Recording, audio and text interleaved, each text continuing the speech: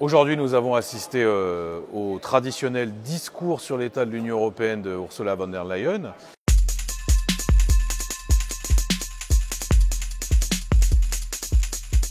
C'est un moment important parce que pour la Commission européenne, c'est l'occasion de faire le bilan de l'année écoulée et puis surtout évidemment des projets pour l'année à venir. Il est incontestable que cette année, tout était dominé par l'angoisse suscitée par la crise du Covid-19. Donc c'était un discours empreint d'une certaine solennité et en même temps projeté vers l'avenir.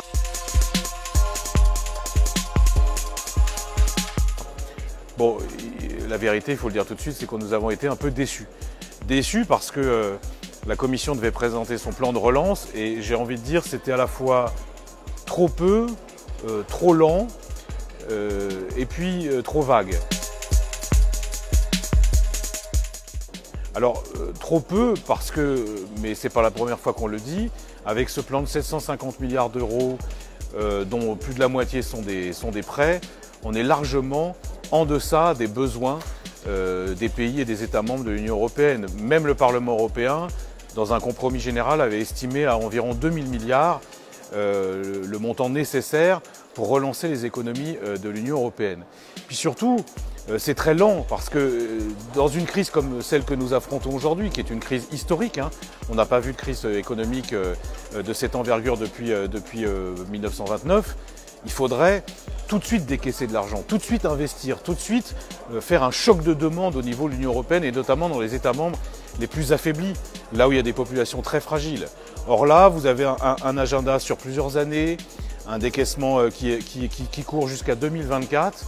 Et moi j'ai peur que ce choc de relance ne soit pas à la hauteur. Et puis trop vague parce que souvent Madame von der Leyen a des formules attrayantes, elle parle de pacte vert, elle parle de salaire minimum européen, mais la réalité quand on regarde concrètement dans le détail, ça reste très très vague. Ce qui n'est pas vague en revanche, et moi ce qui m'inquiète le plus, c'est que nous avons dans ce discours le retour subreptice de tous les fondamentaux du néolibéralisme qu'on pensait définitivement abandonné après la crise du Covid.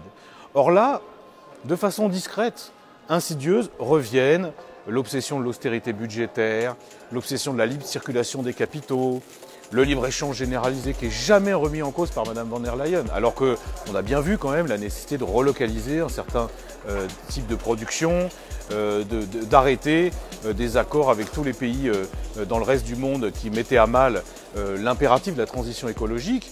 Et là, franchement, il n'y a pas de réponse satisfaisante.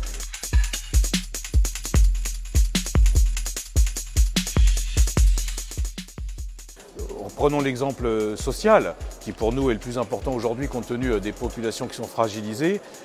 Madame von der Leyen dit « je veux combattre le dumping social » et en même temps elle ne dit rien sur le travail détaché, dont on sait quels sont les effets très négatifs pour l'Union européenne et pour les salariés de l'Union européenne.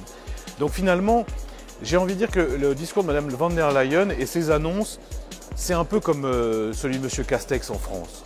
On prétend faire un plan, on prétend faire la relance et on ne voit pas où est le plan et on ne voit pas où est la relance. Et c'est pour ça qu'on est déçus.